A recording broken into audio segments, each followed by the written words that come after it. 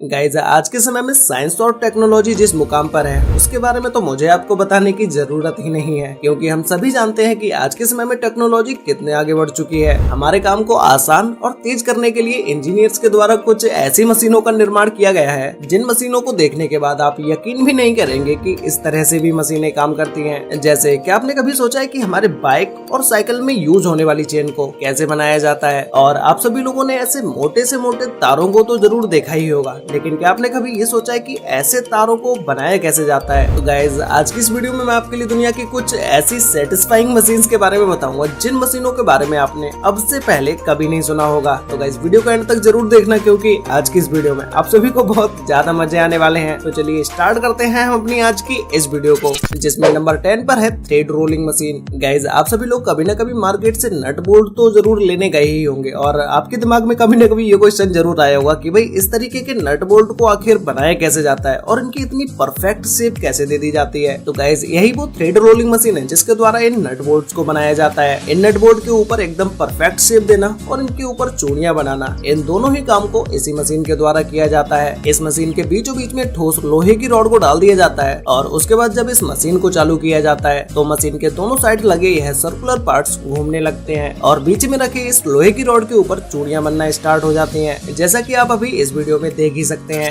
Number 9 पर है fastest wire vendor. Guys इस मशीन को देखने के बाद तो आपका भी दिमाग घूम जाएगा। आप इसका काम देखने के बाद तो यही सोचेंगे कि भाई ये मशीन इतना फास्ट काम कर कैसे रही है, और ये मशीन एक वायर को कई तरीकों से मोड़ सकती है, जैसा कि आप अभी इस वीडियो में देख ही रहे हैं। इस मशीन का काम इतना फास्ट होता है जिसे आप बिना स्लो मोशन के इसके काम को तो देख ही नहीं सकते। वैसे इस मशीन को देखने पर इसमें सिंपली एक लोहे की रॉड लगी होती है और उसी के नीचे एक गोल्ड रोलर लगा होता है, जो कि एक वायर को किस शेप में बनाना है यही रोलर उसका काम करता है। इस मशीन से वायर को मोड़कर उसके ऊपर कई तरह की डिजाइनों को बनाया जा सकता है। गाइस ये मशीन देखने में आपको कैसी लगी मुझे कमेंट करके जरूर बताना। नंबर 8 पर है ड्राइव चेन मशीन। गाइस आप सभी लोगों ने बाइक या साइकिल तो जरूर चलाई ही होगी, लेकिन क्या आपने कभी ये सोचा है कि उसके अंदर यूज होने वाली चेन को कैसे बनाया जाता है? गाइस इस तरह की चेन बनाने के लिए बड़ी बड़ी मशीनों का यूज किया जाता है, जिसमें चेन के इस छोटे छोटे पुर्जों को अलग अलग मशीनों के द्वारा बनाया जाता है। जब ये सारे पुर्जे बनकर कंप्लीट हो जाते हैं उसके बाद चेन की एक एक कड़ी को मशीनों के द्वारा कुछ इस तरह से बनाया जाता है और फिर उसके बाद स्टार्ट होता है इस चेन को बनाने का नेक्स्ट स्टेप, जिसमें इन सारी चेन की कड़ियों को एक मशीन के अंदर डाल दिया जाता है। उसके बाद इस मशीन के द्वारा इस चेन को पूरा कंप्लीट कर दिया जाता है। उसके बाद आप इस चेन को कंप्लीट होने के बाद देख सकते हैं कि ये किस तरह से दिखाई देती है। ऐसी गाइस ये तो रही छोटी चेन की बात जो कि हमारी बाइक और साइकिल में यूज किया जाता है, लेकिन इसी तरह की जब बड़ी चेनों को बनाया जाता है जिसका यूज ज्यादातर जहाज या फिर तो बड़ी बड़ी मशीनों में किया जाता है, उस तरह की चेन को मशीनों के द्वारा नहीं बनाया जाता है बल्कि हाथों से ही मैनुअली बनाया जाता है। बस इस चेन के पार्ट्स को मशीनों के द्वारा बनाया जाता है, बाकी इसको जब चेन में कन्वर्ट करना होता है, मतलब कि इन सारे पार्ट्स को मिलाकर एक चेन बनानी होती है, तो इस काम को हाथों के द्वारा ही किया जाता है, जिसमें कुछ इस तरह से इन बड़ी बड़ी चेनों को बनाया जाता है और इन बड़ी चेनों में हर जगह पर ग्रीस का यूज जरूर किया जाता है, जिससे कि ये चेन लंबे समय तक सही से काम कर सके।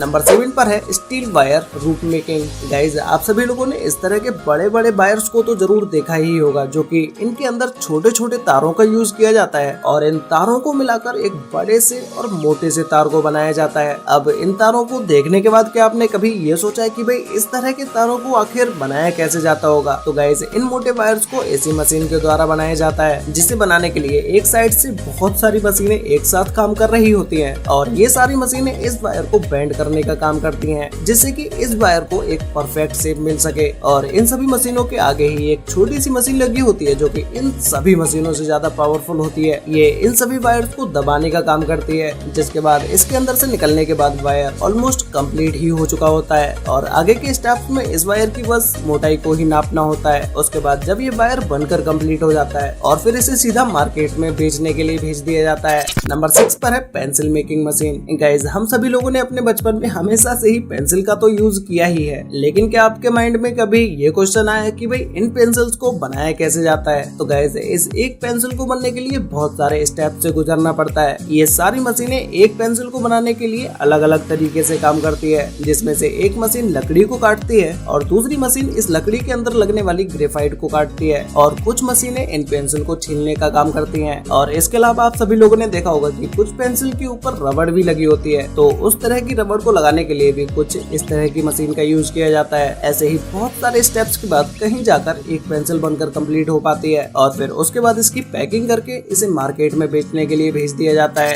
नंबर 5 पर है एमिको मशीन। गाइस, इस मशीन के द्वारा हमारी छतों पर यूज होने वाली टीन को बनाया जाता है, जिस मशीन के एक साइड से रॉ मटेरियल को डाल दिया जाता है और फिर इस मशीन के द्वारा उस टीन के ऊपर परफेक्ट शेप दे दी जाती है। उसके बाद जैसे ही एक टीन बनकर कंप्लीट होती है तभी मशीन के आगे एक कटर लगा होता है जो कि वहीं से टीन को कट कर देता है। नंबर 4 पर है बासिल हेड मशीन। गाइस, इस मशीन के द्वारा बड़े बड़े टैंकर्स के आगे के और पीछे के हिस्से को बनाया जाता है। इस मशीन के द्वारा एक बड़ी और मोटी लोहे की चादर को कढ़ाई की तरह गोल शेप में चेंज किया जाता है और फिर उसके बाद इसके ऊपर फिनिशिंग करने के लिए और उसके ऊपर बारीकी से काम करने के लिए कुछ इस तरह की मशीन का यूज किया जाता है। नंबर 3 पर है स्टैम्प मशीन। गाइस, अभी थोड़ी देर पहले ही हमने वीडियो में इस मोटे और बड़े वायर को बनाने वाली मशीन को देखा था, लेकिन जब बात आती है इस वायर को बेंड करने की या उस पर हुक लगाने की, तो इस काम को तो हाथों से नहीं किया जा सकता है। इस काम को करने के लिए मशीनों का ही यूज करना पड़ता है, क्योंकि ये वायर्स इतने ज्यादा स्ट्रॉन्ग होते हैं कि इनको हाथों से मोड़ना तो बिल्कुल ही इम्पॉसिबल है। तो इन वायर्स को बेंड करने के लिए कुछ इस तरह की मशीनों का यूज किया जाता है, जिसके एक साइड को पकड़कर मशीन के अंदर ही डाल दिया जाता है। उसके बाद इसके ऊपर हुक लगाकर हाइड्रोलिक प्रेस से इसे तेजी से दबा दिया जाता है, जिसके बाद तो ये परमानेंट लॉक हो जाता है।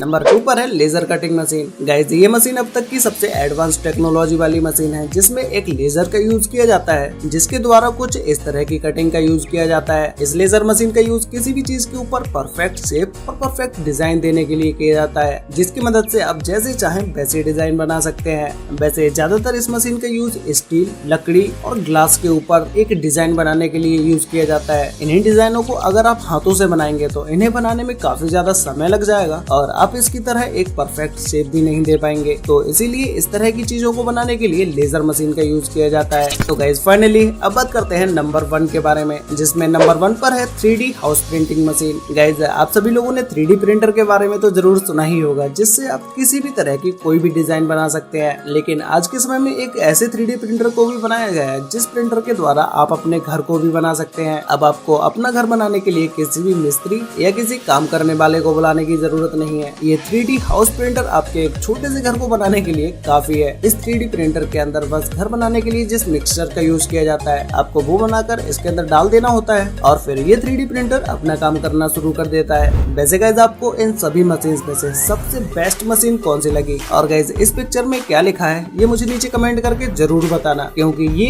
एक इल्यूजन इमेज होता है जिसे हर कोई नहीं पढ़ पाता है। इसे वही लोग रीड कर सकते हैं जिसका माइंड तेज होता है। तो अगर आप लोगों को समझ आ रहा है कि भाई इस पिक्चर के ऊपर क्या लिखा है तो मुझे नीचे कमेंट करके जरूर बताना। तो गाइस, आज के लिए वीडियो में बस इतना ही। मिलते हैं एक और नई इंटरेस्टिंग वीडियो के साथ, तब तक के लिए बाय।